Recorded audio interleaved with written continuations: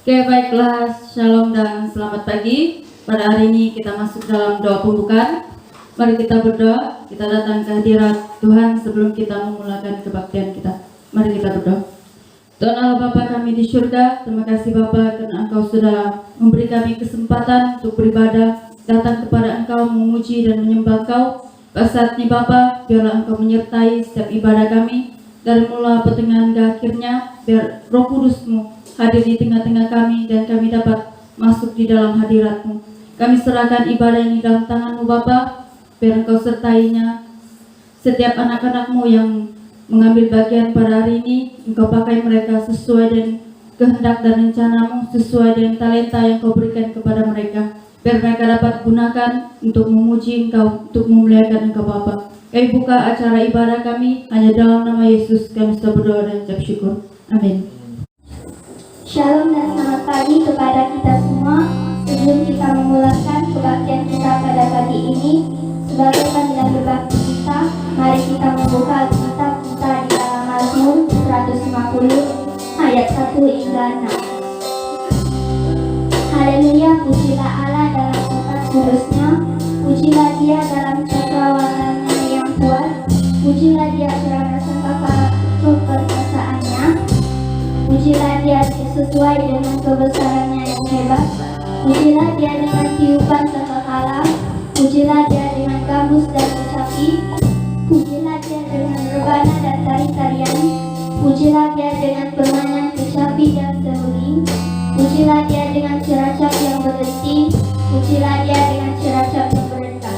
Biarlah segala yang bernafas memuji Tuhan. Haleluya. Semua diminta bangkit berdiri. Mari kita mengangkat pujian dengan lagu Bertemu dengan Saudara.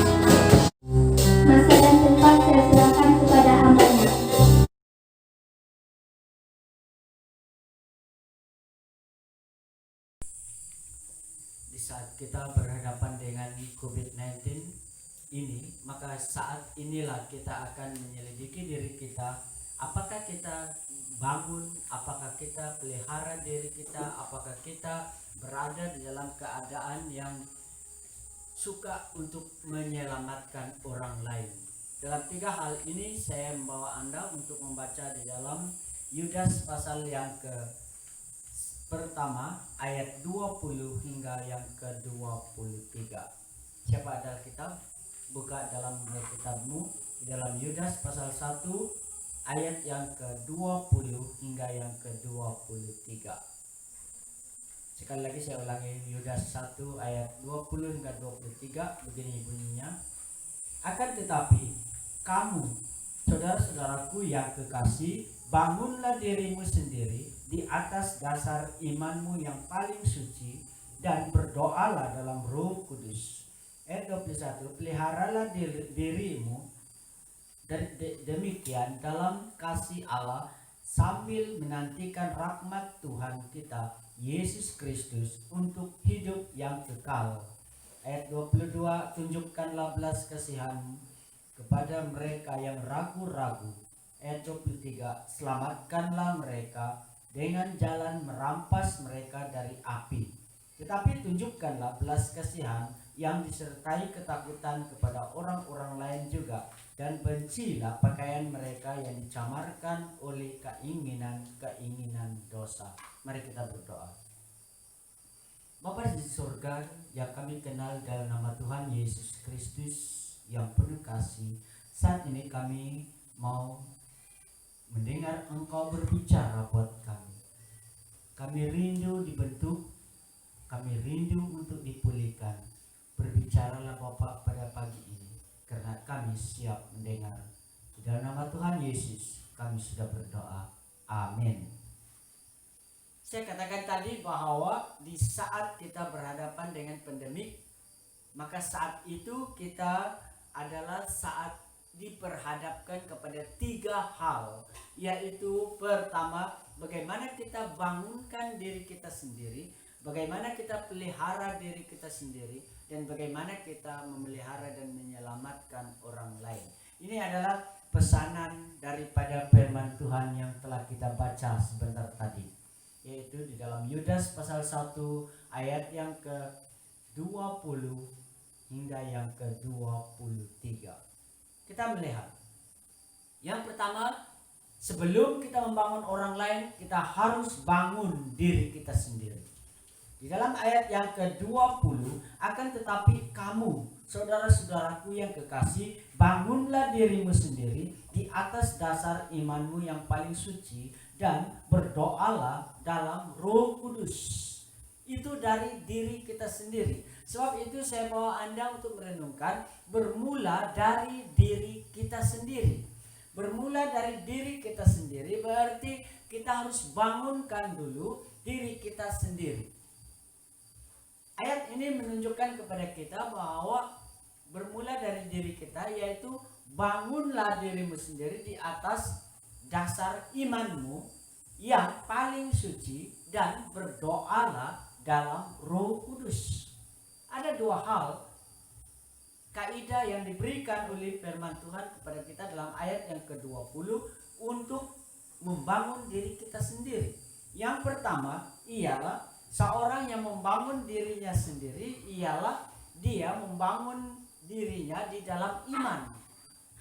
Sebab itu Yesus ketika dia berada bersama dengan murid-muridnya di dalam perahu, dan murid-muridnya mulai merasa takut karena perahu itu dipenuhi dengan air dan mereka dipukul oleh ombak dan angin taupan yang sangat kuat. Yesus bangun, dia menghardik dan berhentikan angin itu dan ombak itu. Lalu dia berkata, di manakah imanmu? Di manakah kepercayaanmu? Apa sebabnya Yesus bertanya demikian? Sebab seseorang yang bertumbuh, seseorang yang teguh, seseorang Kristen yang kuat, seseorang Kristen yang ada jaminan adalah orang Kristen yang ada iman. Sebab itu firman Tuhan berkata, Saudara-saudaraku yang kekasih, bangunlah dirimu sendiri. Bangunlah dirimu sendiri di atas dasar yang paling suci. Di atas dasar yang paling suci. Siapa yang membangun diri kita dalam iman adalah kita.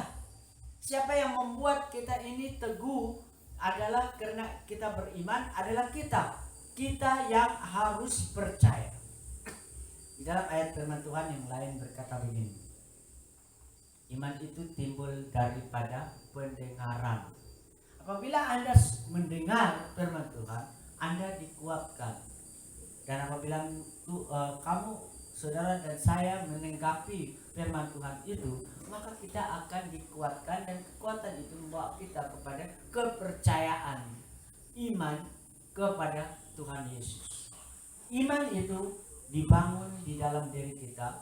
Apabila kita membangun diri kita sendiri di dalam iman, maka kita disebut orang yang percaya, orang yang beriman. Tetapi bagaimana kita menjadi orang yang beriman kalau kita sendiri tidak mempercayainya? Bagaimana kita berkata, oh saya orang Kristen yang teguh, kalau kita tidak hidup di dalam iman? Sebab itu bangunlah dirimu di dalam iman. Yang kedua ialah bangunlah dirimu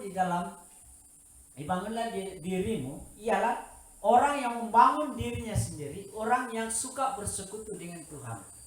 Orang yang bersekutu dengan Tuhan ialah orang yang suka berdoa, rindu bersekutu dengan doa di dalam Tuhan, berdoa di dalam roh. Yesus berkata kepada perempuan Samaria itu, bukan di gunung ini, bukan juga di Yerusalem, tapi dia berkata, setiap orang yang menyembah Allah, dia menyembah dalam roh dan kebenaran. Menyembah di dalam roh dan kebenaran. Sebab Allah itu adalah roh. Jadi sebab itu kita orang-orang Kristen harus berdoa, bersekutu, menyembah Tuhan di dalam Roh Kudus. Sebab oleh Roh Kudus kita hidup, karena Roh Kudus dikirim oleh Yesus untuk menguatkan kita, untuk mengingatkan kita apa yang telah Tuhan Yesus nyatakan 2000 tahun yang lalu. Sebab itu berdoalah dalam Roh Kudus. Jadi bangun dirimu sendiri di dalam iman, bangun dirimu sendiri di dalam Roh Kudus. Yang kedua, peliharalah dirimu. Ingat saudara bahwa kita harus bermula dari diri kita sendiri. Sebelum kita memelihara orang lain, kita perlu memelihara diri kita sendiri. Di dalam ayat yang seterusnya, yaitu 21, peliharalah dirimu demikian dalam kasih Allah sambil menantikan rahmat Tuhan Yesus Kristus untuk hidup yang kekal. Apakah yang kita nanti? Rahmat Tuhan apabila Yesus datang kedua kali. Dua hal. Bagaimana kita boleh memelihara diri kita? Orang Kristen yang memelihara dirinya sendiri ialah orang Kristen yang selalu hidup di dalam kasih Allah. Hidup di dalam kasih Allah. Di luar kasih Allah berarti kita di luar pemeliharaan Allah. Jadi kita perlu melihara diri kita. Kita harus ada di dalam kasih Allah. Bagaimana kita hidup dalam kasih Allah? Yesus berkata, akulah pokok anggur yang benar. Barang siapa tinggal di dalam aku, dia seperti ranting yang akan menghasilkan buah. Tetapi saya ringkaskan, dia berkata begini, di luar aku, kamu tidak akan hidup dan tidak akan berhasil. Maksudnya, kalau ranting itu adalah di luar pokok yang benar, dia akan mati dan dia akan dibakar. Berarti tanpa keberhasilan dan bahkan tidak ada hidup di luar Kristus. Jadi bagaimana kita hidup di dalam kasih Allah? Hiduplah dalam Yesus. Bersekutulah dengan Yesus. Hidup di dalam kasih Yesus. Ini artinya kita bersekutu hidup dalam kasih Allah. Pelihara diri Anda dengan hidup di dalam Yesus, hidup dalam kasih Yesus. Yang kedua, bagaimana kita pelihara diri kita? Ialah kita senantiasa siap siaga menanti kedatangan Tuhan Yesus yang kedua kali. Firman Tuhan berkata dalam ayat 21, sambil menantikan rahmat Tuhan kita Yesus Kristus untuk hidup yang kekal. Maksudnya kedatangan Yesus yang kedua kali, Dia akan mengaruniakan hidup yang kekal bagi orang yang sedang menanti kedatangannya dengan sabar, dengan iman, dengan kasih. Sebab itu kita pelihara diri kita sendiri. Yang ketiga, bermula dari diri kita sendiri. Orang-orang Kristen yang sudah dibangun, orang-orang Kristen yang sudah dipelihara hidup dalam kasih, orang Kristen itu harus tunjukkan kasih, tunjukkan komitmen Anda untuk membangun orang lain. Selamatkan orang lain. Di dalam ayat 23, selamatkanlah mereka dengan jalan merampas mereka dari api. Tetapi tunjukkanlah belas kasihan yang disertai ketakutan kepada orang-orang yang lain juga, dan bencilah pakaian mereka yang ditamarkan oleh keinginan dosa. Rampas mereka dari api. Tanggung jawab orang Kristen ialah merampas orang berdosa dari tangan iblis, dari dosa. Merampas mereka, menawan mereka kembali kepada Allah di dalam Yesus Kristus. Ini adalah tanggung jawab orang Kristen. Tanggung jawab kita beritakan Injil, menjangkau jiwa supaya mereka terpelihara dan dibangun di dalam kasih Tuhan Yesus Kristus.